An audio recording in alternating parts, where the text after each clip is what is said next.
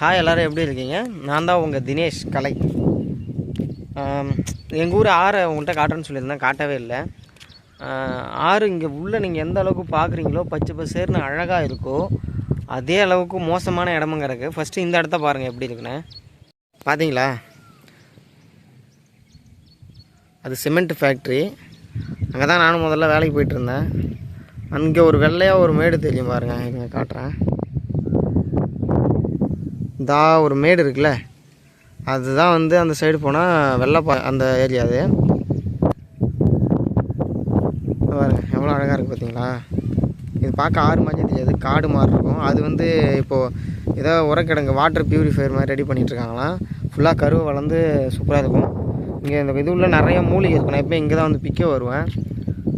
பச்சை பசேர்னு அழகாக இருக்கும் இந்த ஆறு. ஒரு காலத்தில் இந்த ஆற்றுல ஃபுல்லாக தண்ணி வரும், அடிக்கடி வெள்ளம் வரும்னு சொல்லிட்டு தவறுங்க இந்த மாதிரி கட்டை கட்டினாங்க. தவறுங்க அங்கே இருக்கா, அங்கே அந்த லைனில் 2 கட்டை இருக்குது, இந்த லைனில் ஒரு 3, மொத்தமாக ஒரு 5 தடுப்பு இருக்குது.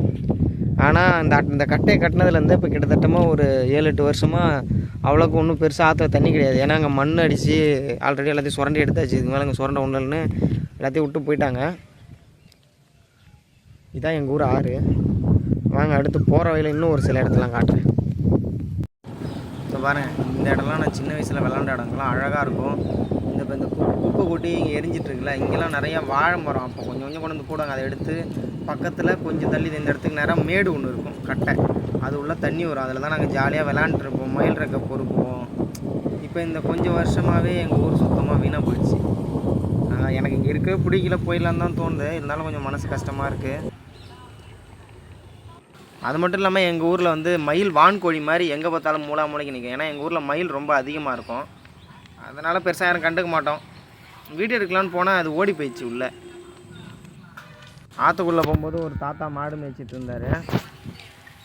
இந்த சைடு பாருங்கள், இங்கே ஃபுல்லாக வெறும் புங்க மரம், நாணல். அது மாதிரி இந்த சைடும் ஒரே புங்க மரம், நாணல். எங்கே பார்த்தாலும் காடு தான் இருக்கும். இதில் காட்டு பன்னி, முயல் எல்லாமே கிடக்குது. நானே ஒரு டைம் காட்டு பன்னிலாம் பார்த்துருக்கேன். உள்ளே ஏதோ பிடிச்சிக்கிட்டு எரியுதுங்க. கொளுத்திட்டாங்களா என்னென்னு தெரில. சரி சும்மா அது போய் பார்த்துட்டு வரலாம். தனியாக ஆற்றுல சுற்றிட்டுருக்கேன். இங்கே நிறைய காட்டு பண்ணி, முயல் எல்லாமே உள்ளே கிடக்கும். அப்பப்பங்க அது மாதிரி ஏதாவது பிடிச்சிட்டு எரியும், காடு எரியிற மாதிரி. அடடா செமையாக எரிஞ்சு போச்சு.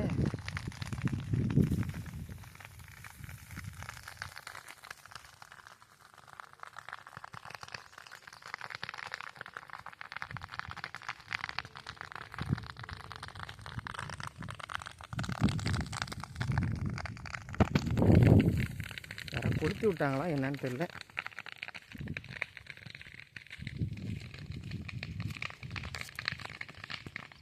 கண்ணெல்லாம் விழுது.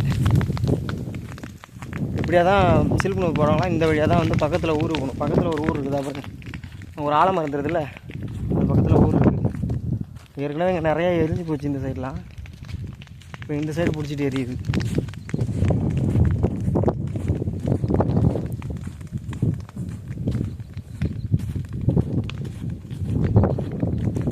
போக முடியாதட்டுக்கு.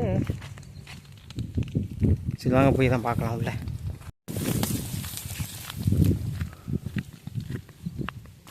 காட்டுக்குள்ளே கூட போயிடலாம், இது உள்ளே போக முடியலையப்பா,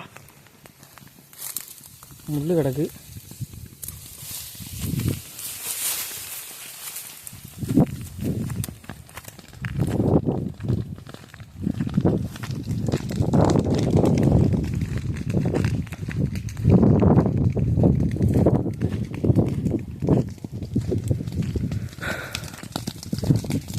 கொளுத்தி விட்டாங்களா, அதுவாக எரியுதான்னு தெரியல. ஆனால் மொத்தமாக பிடிச்சிட்டு எரியுது எல்லாம்.